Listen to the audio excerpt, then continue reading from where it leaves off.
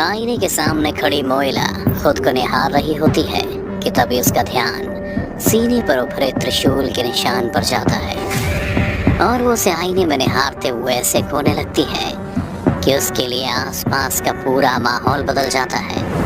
उसके सामने के आईने पर क्रैक आने लगता है।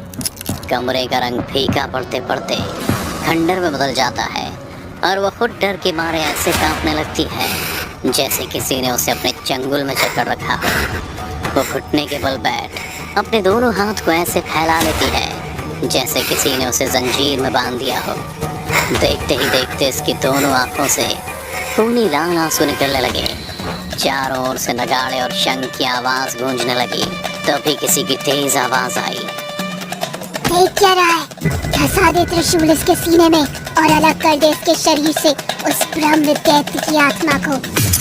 इस एक आवाज के साथ एक हाथ में त्रिशूल को मोइला के सीने में धंसा देता है और वो दर्द के मारे तड़पते हुए ऐसे कराहने लगती है जैसे उसके शरीर से आत्मा को अलग कर दिया गया हो। तभी मोइला, मोइला होश में आओ मोइला।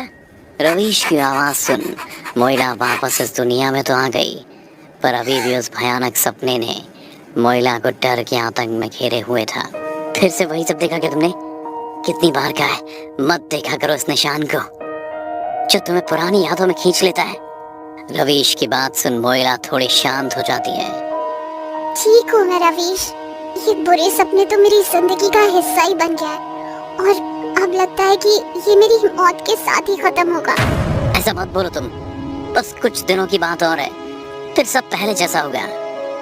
क्या पहले जैसा होगा रवीश? 1 साल हो गए यूं मुझे तुम्हारे साथ रहते हुए, फिर तुम हो कि बताते ही नहीं कि आखिर क्या हुआ था मेरे साथ।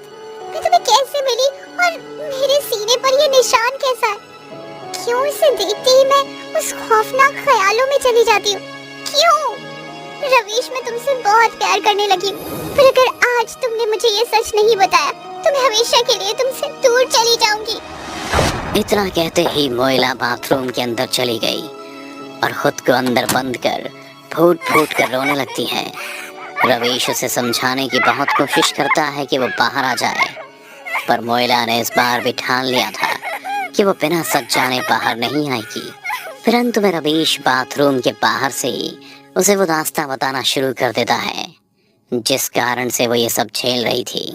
बात आज से तकरीबन साल भर पहले की थी, जब रवीश ने पहली बार मोइला को गुवाहाटी के एक बस स्टैंड पर देखा था और देखते ही उसे पहली नज़र में उससे प्यार हो गया। अब रवीश रोज उस बस स्टैंड पर आकर उसे निहारने लगा था। कभी वो मोइला को किसी से बात करते हुए देखता तो कभी मूंगफली खाते हुए उसे ताकता रहता। अब तक तो मोइला ने भी नोटिस कर लिया था कि कोई उसे रोज चोरी छिपे निहारता रहता, पर वो इस चीज़ को इग्नोर कर देती थी और रोज मोरी गांव जाने वाली बस में चली जाती थी। रवीश ने सोचा रोज यूं ताकते निहारने से कुछ नहीं होने वाला है, अब उससे बात करनी होगी। इसलिए एक दिन वो भी मोइला के पीछे मोरी गांव की बस में चढ़ जाता है, पर पूरे रास्ते उसकी हिम्मत नहीं होती है कि वो उससे भी कुछ कह पाए। बस से उतरते ही मोइला सड़क से कटती हुई जंगल के पथरीले रास्ते की तरफ मुड़ जाती है। फिर कुछ दूर चलने के बाद मोइला ने अचानक से पीछे मुड़कर कहा, जान प्यारी है तो मत करो मेरा पीछा। इस पर रवीश ने कहा, पर कोई तुम्हारे इश्क में डूब के मरना चाहे तो? बकवास बंद करो और पीछे देखो, लगता है कोई तुम्हें बुला रहा है। मोइला की बात सुन रवीश पीछे मुड़कर देखता है तो वहाँ दूर दूर तक कोई नहीं है, और तो और वो बस भी अब बहुत आगे निकल चुकी थी। फिर जैसे ही वो वापस घूमा तो उसे मोइला भी कहीं नहीं दिख रही थी। वो समझ गया कि उसे बेवकूफ़ बनाकर मोइला कहीं निकल गई है। इसीलिए अगले दिन रवीश फिर से बस स्टैंड पर उसका इंतज़ार करने लगा। धीमी धीमी बारिश भी हो रही थी। तभी उसने देखा कि लाल साड़ी में भीगते हुए मोइला बस स्टैंड की तरफ ही आ रही थी। उसकी बलखाती चाल को देख रवीश भी अब उसमें खोता जा रहा था। आसमान में काले बादल के गुब्बारे अब हर तरफ घिरने लगे थे, जिस वजह से दिन के उजाले ने रात की काली चादर ओढ़ ली थी। इसी बीच रवीश अपने छाते के साथ उसकी तरफ बढ़ता है और मोइला को अपने छाते के साए में ले लेता है। मोइला पहले तो थोड़ा झिझकती है, फिर धीमे धीमे उससे बातचीत शुरू कर देती है। देखते देखते कुछ दिनों में दोनों के बीच काफी अच्छी दोस्ती हो गई थी। सिलसिला यूं ही रोज चलता रहा। मोइला अपने सफर को पूरा करने के लिए बस में चढ़ जाती और रवीश भी उसके साथ बिना किसी मंजिल के उसके सफर का हमसफर बन उसके बगल में बैठ जाता। यूं हर रोज मोइला के बस से उतर जंगल में जाने के बाद रवीश भी वापस लौट जाता था। पर उस दिन न जाने क्यों मोइला के साथ वो भी बस से उतर गया और फिर से उसके पीछे पीछे जाने लगा, जिस पर मोइला ने कहा, रवीश तुम मेरे पीछे मत आओ, लौट जाओ यहाँ से, मैं तुम्हें खोना नहीं चाहती। मोइला की इस बात पर रवीश ने उससे कहा, ऐसा क्यों बोल रही हो तुम? अभी तो हमारा मिलना पूरा भी नहीं हुआ, तुम खोने की बात करती हो। मोइला, आज मैं तुम्हें कुछ साफ साफ बताना चाहता हूँ। मैं तुमसे बेइंतहा प्यार करता हूँ, प्लीज मुझे अपनी जिंदगी में जगह दे दो। रवीश मैं प्यार नहीं कर सकती, मुझे इसकी इजाजत नहीं है। मोइला के मुंह से ऐसी बेतुकी बात सुन रवीश बोला, इजाजत नहीं है? मोइला, प्यार हो जाता है, उसे किसी की परमिशन नहीं लेनी होती है। अगर तुम मुझे पसंद नहीं करती तो साफ साफ शब्दों में बोलो, मैं कभी दोबारा अपना चेहरा नहीं दिखाऊंगा। रवीश के कहते ही मोइला की आंखों से आंसू निकल जाते हैं। रवीश मैं तुम्हें खोना नहीं चाहती हूँ, पर हम कभी एक नहीं हो सकते हैं। मोइला ने इतना कहा ही था कि रवीश ने झुंझलाते हुए कहा, आखिर क्यों मोइला? और मोइला का हाथ पकड़ लिया।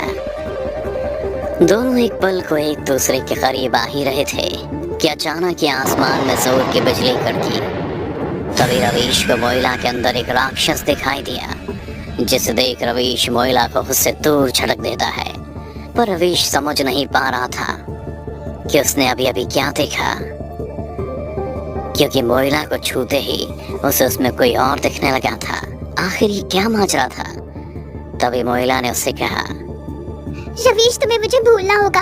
मेरा शरीर एक ब्रह्म दैत्य के कब्जे में है, क्योंकि मेरे परदादा ने एक ब्राह्मण का ये कहकर अनादर किया था कि भिक्षा मांगने वाले से हम अपनी बेटी नहीं बिहाएंगे। और उन्होंने ना सिर्फ अनादर किया, बल्कि उसे मौत के घाट भी उतार दिया। मरते मरते उस ब्राह्मण ने श्राप दिया कि वो कभी इस परिवार की बेटी की शादी नहीं होने देगा। उसकी मृत्यु राक्षस योनि में हो रही है, इसलिए अब वो ब्राह्मण राक्षस बन हमारे परिवार के लिए काल बन जाएगा। वो दिन है और आज का दिन। हमारे परिवार की किसी भी बेटी ने ना तो कभी शादी की और ना ही उसे प्रेम का कोई सुख मिला। जिसने भी अपने हिस्से का प्यार पाने की कोशिश की तो उसे केवल मौत ही मिली। मोइला की बात सुन एक पल को रवीश अंदर तक सहम गया। पर रवीश के लिए कहानी नई नहीं थी, वो भी इस कहानी को बचपन से सुनता आ रहा था। बस उसे ये नहीं पता था कि उसे उस परिवार की लड़की से ही प्यार हो जाएगा, जिस परिवार के कारण लगभग 1 सदी पहले उसके परिवार के एक सदस्य की जान गई। यानी जिस ब्राह्मण ने मोइला के परिवार को श्राप दिया था, वो ब्राह्मण रवीश के परिवार का सदस्य था। पर रवीश के मन में बदले की कोई भावना नहीं थी, बल्कि वो तो खुद इन चीज़ों को बदलना चाहता था। और अब उसके सामने एकमात्र यही लक्ष्य था कि किसी भी तरह से मोइला को इस श्राप से मुक्ति दिला दे। ये सब सोचते हुए उसने मोइला की तरफ बढ़ते हुए कहा, मोइला, मेरा नाता उसी परिवार से है जिसकी वजह से तुम्हारा ही हाल है, पर मैं तुम्हें विश्वास दिलाता हूँ, मैं सब ठीक कर दूंगा। रवीश के मुंह से सुनते ही मानो मोइला के पांव तले जमीन खिसक गई हो। लेकिन मोइला के दिमाग में न जाने क्या चल रहा था। वो बुत बनी बस अपनी आंखों से आंसू बहाए जा रही थी। फिर जैसे ही रवीश उसको अपने साथ चलने को बोलता है, वो एक कदम नहीं हिलती है और कहती है, रवीश मैं तुमसे प्यार करने लगी हूँ, पर मुझे नहीं पता था कि तुम उसी राक्षस के परिवार से हो जिसने मेरी जिंदगी हर पल जहन्नुम बना दी। लेकिन अब और नहीं होगा ये, क्योंकि मैं अपने परिवार की आखिरी अनाथ बेटी हूँ। ना मैं जिंदा रहूंगी और ना हमारे परिवार में कोई और बेटी जन्मेगी, और ना उसे तिल तिल कर मरना पड़ेगा। आज तुम्हारा प्यार ही मेरी मौत का कारण बनेगा। अपने बोले हुए हर शब्द के साथ मोइला अपने कदम को रवीश की तरफ बढ़ा, जैसे उसे मरने की कोई फिक्र ना हो।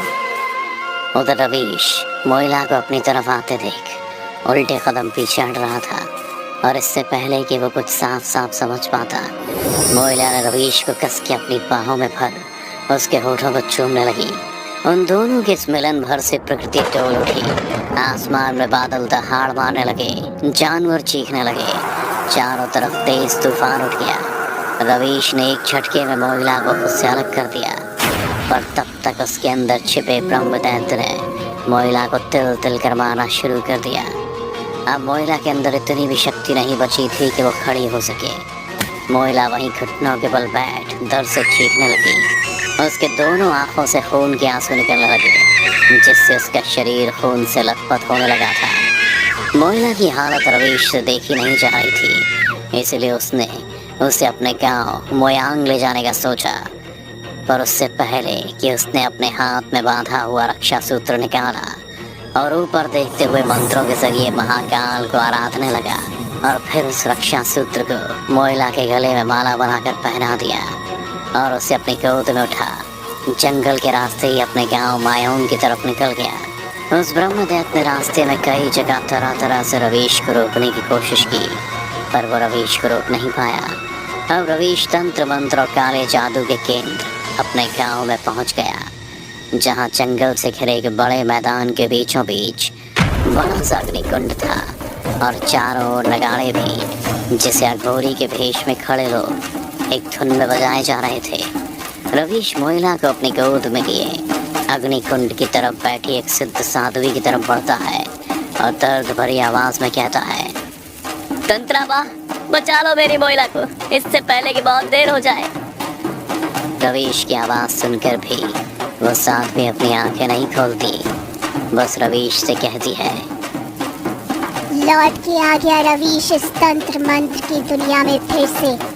पर तूने तो कहा था अब ये तंत्र मंत्र की जरूरत किसी को नहीं। तंत्राबा, मेरी कही हुई बातों को भूल जाइए, मैं आपके आगे हाथ जोड़ता हूँ, मेरी मोइला की जान बचा लीजिए। रवीश की बात सुन वो साध्वी गुस्से से लाल अपनी आंखों को खोलती हुई कहती है, अरे मूर्ख, उसे तो तूने तभी बचा लिया था जब तूने उसकी रक्षा के लिए महाकाल का मंत्र जपा, पर उसके रूह से ब्रह्म दैत्य को आजाद करना इतना आसान नहीं है। उसके लिए तंत्र और मंत्र की कड़ी साधना कर ब्रह्म शस्त्र को पाना होगा। इतना कहते ही तंत्राबा अपने आजू बाजू में बैठे साध्वी से इशारा करती है और वो रवीश की गोद से मोइला को ले अग्निकुंड के पास लिटा देती है। इधर तंत्राबा ने भी रवीश को सब समझा दिया था, जिसके बाद अंत में वो कहती है, रवीश, दिन का ये पहर भी शुरू हो गया। सूर्यास्त से पहले तुम्हें पहाड़ी से वो त्रिशूल ला ब्रह्मपुत्र नदी में उसकी शुद्धि कर यहाँ पहुँचना होगा, नहीं तो ये लड़की नहीं बचेगी।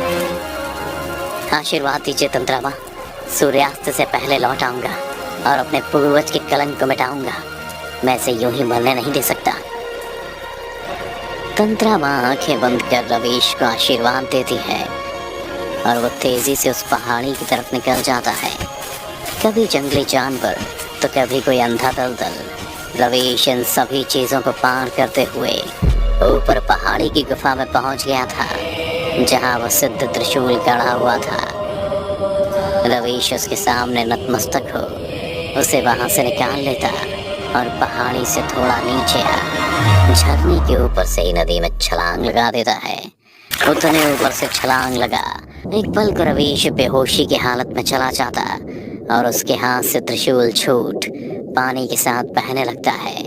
पर तभी उसकी आंखों के सामने एक ऐसा दृश्य आया जिससे कि मोइला उससे दूर जा रही हो, जिसके बाद वो एक झटके में आंख खोलता है और तैर के त्रिशूल को पकड़ लेता है। तभी उसकी नजर पड़ती है कि सूर्यास्त होने ही वाला है। उधर मोइला के हालात बिगड़ने लगे और वो ब्रह्म दैत्य उस पर और भी हावी होने लगा था, इतना कि मोइला खुद अपने हाथों से खुद को नुकसान पहुंचाने लगी थी, जिस वजह से मोइला के हाथ और पैर को जंजीर से बांधना पड़ा। मोइला की हालत देख तंत्राबा ऊपर देखते हुए कहती है, रवीश, इससे पहले कि सूर्यास्त हो जाए आ जाओ बेटा, नहीं तो ये ब्रह्म दैत्य जीत जाएगा।